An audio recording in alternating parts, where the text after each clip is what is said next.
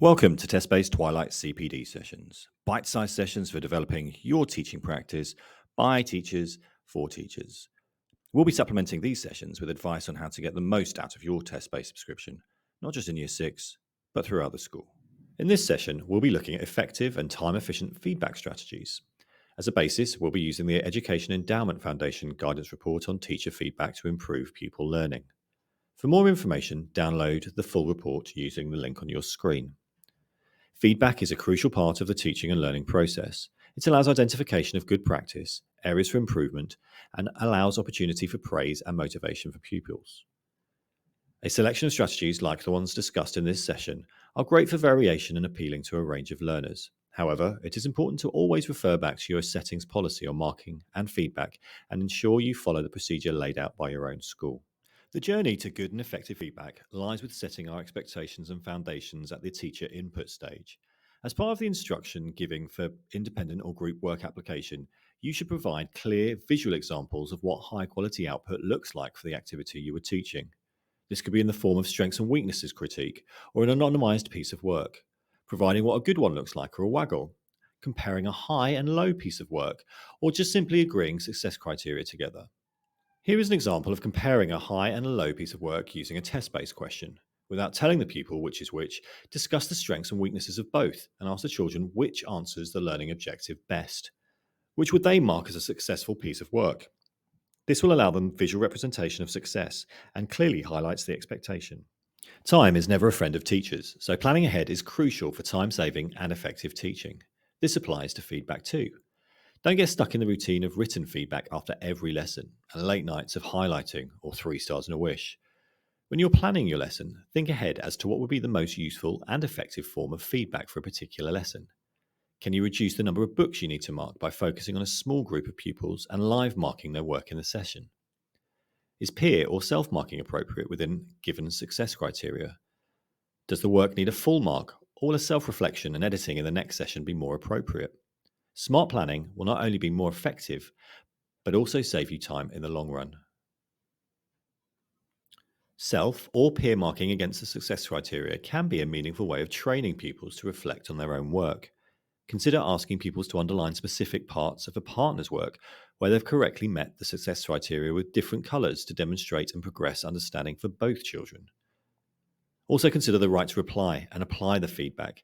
This needs to be timetabled in appropriate times that will allow the children to benefit from both the initial teachings and the feedback provided, aimed at enhancing their learning journey. Written methods of feedback, including written comments, marks, and scores, can improve pupil attainment. However, the effects, according to the EEF, can vary.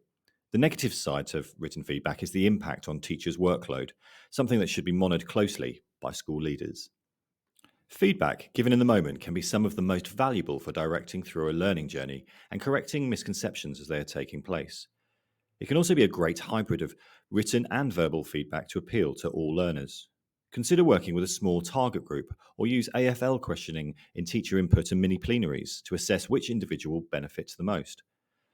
Feedback during the lesson can save valuable time and extra workload. Stretch and fix feedback involves identifying areas of misconception or a next step along the learning journey.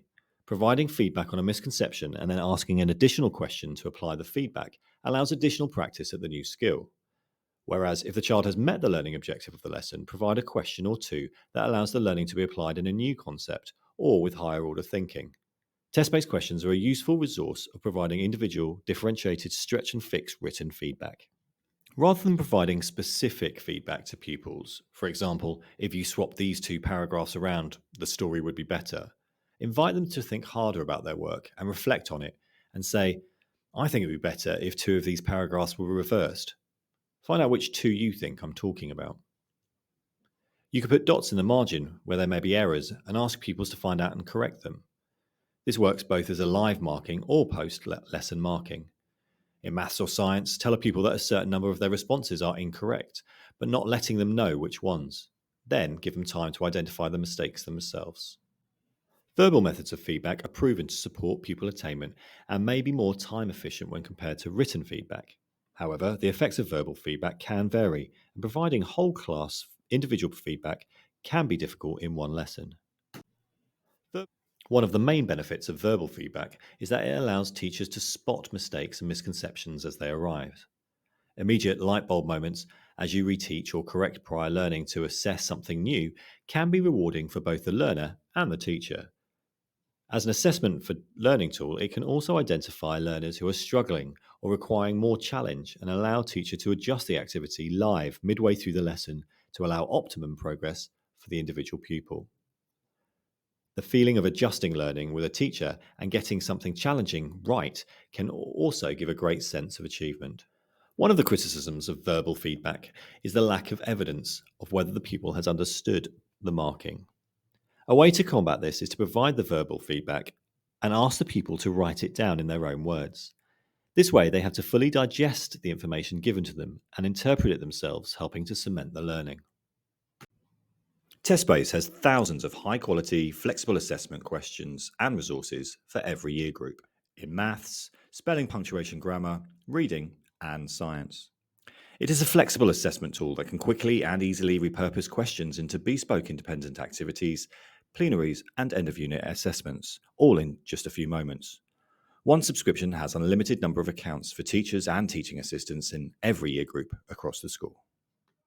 Thanks for watching our quick bite-sized CPD session. If you liked our video, please give us a like, leave a message, or comment with your own top tips. Follow us on Facebook, Insta, or Twitter for more upcoming content and shared ideas on sharing best practice. And finally, don't forget to share the video with colleagues at school. See you next time.